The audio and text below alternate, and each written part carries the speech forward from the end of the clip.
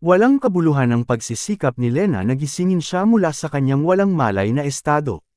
Nangako ang skeleton sa succubus lady na paprotektahan niya siya sa pagkakataong ito, ngunit biglang nagpakita si Rubia, kinwestiyon ang pangako nito sa kanya at kung bakit niya ito pinayagan na mamatay. Pareho siyang kinastigo ng mga babae, na nagpapakita ng kanyang kabiguan na protektahan sila dahil sa kanyang kahinaan. Isang scout mula sa unit ng militar ang bumalik sa kanilang pinuno, na nag-uulat na nahanap na nila ang kanilang mga target. Ang mga tropa ay nagsimulang mag-shoot ng mga crossbows kay Lena, na nag-aalala tungkol sa balangkas.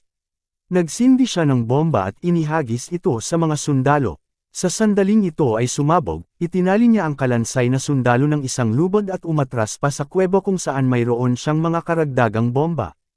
Kasama sa kanyang planong pagtakas ang paggamit ng mga bombang ito at paglabas ng balangkas sa piitan.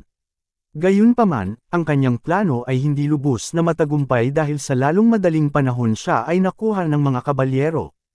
Inutusan ng senior knight ang iba na tumutok sa skeleton soldier, na nagbabalak na buhayin si Lena.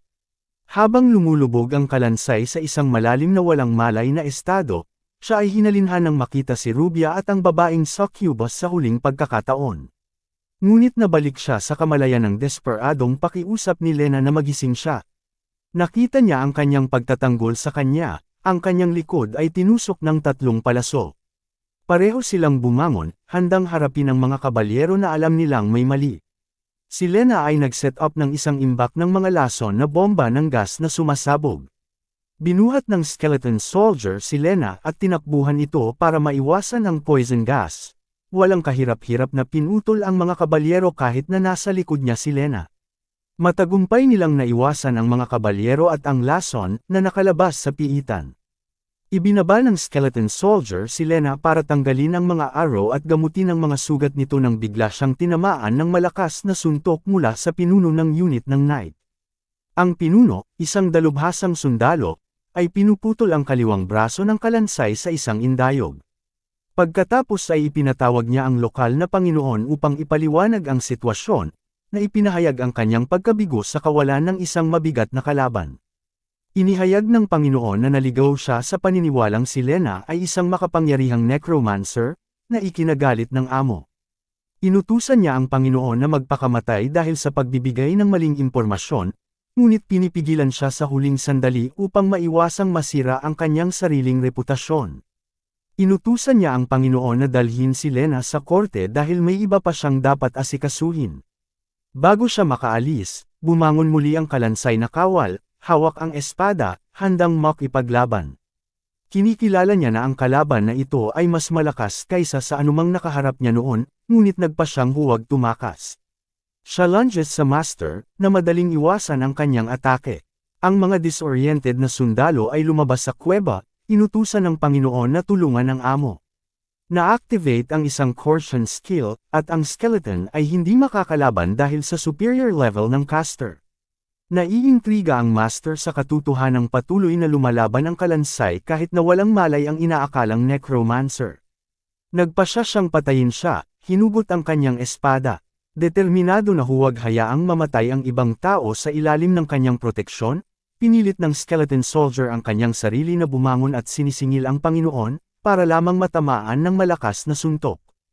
Habang nawalan siya ng malay, nagpapasalamat siya sa pagkakataong muli niyang makilala si Rubia at nangakong ililigtas siya sa pagkakataong ito. Nang magkamalay siya, hindi niya mahanap si Rubia at nagulat siya nang makitang natutulog si Lena sa kanyang kondongan. Ipinapalam sa kanya ng isang panel ng system ang kanyang kasalukuyang katayuan. Siya ay bumalik sa antas ng isa, ngunit ang kanyang mga estatistika ay hindi nagbabago. Napansin niya ang isang mensahe sa panel na nagsasabing, lumipat sa isang itinalagang waypoint, na nagpapahiwatig ng kanyang bagong panimulang punto. Dismayado siya na hindi na niya muling makikita si Rubia. Ang screen ng Death Memorial Hall ay muling lumabas, na nagpapalam sa kanya na ito ang kanyang ikalimang buhay mula noong paghahatid. Dahil sa kanyang pinakamataas na likability point sa necromancer sa kanyang nakaraang buhay, mayroon siyang upgraded bonus, na nagbibigay sa kanya ng head start kapag nakilala niya ang isang bagong necromancer at karagdagang puntos kung mayroon na siyang relasyon sa necromancer. Ginaisang niya si Lena, iginiit na dapat silang umalis kaagad. Naalala niya na ang kanyang dating pamilyar sa piitan ay humantong sa kanyang malatrans na estado, kaya kailangan nilang umalis bago mangyari muli iyon, lalo na sa nalalapit na pagdating ng mga sundalo. Iminumungkahi ni Lena na pumunta sa susunod na piitan, the Barren Catacombs, ngunit iminungkahi ni Lena ang the Ruined Vault of the Spider, sa halip, na binabanggit ang mga alingawngaw ng mga halimaw mula sa mga catacomb na nawawala, posibleng dahil sa isang operasyon ng militar. Nang marinig ang tungkol sa mga sundalo, ang balangkas ay nagtanong sa kanya tungkol sa master na sundalo na kanyang nakalaban.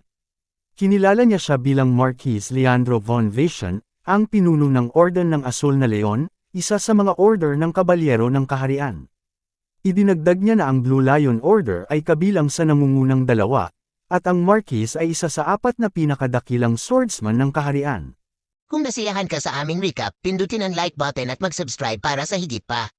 Pindutin ang bell para sa mga notification para hindi mo makaligtaan ang aming susunod na anime recap breakdown. Ibahagi ang pagmamahal sa kapwa senpai at panatilihin nating buhay ang espiritu ng anime. Hanggang sa susunod, manatiling nakatutok.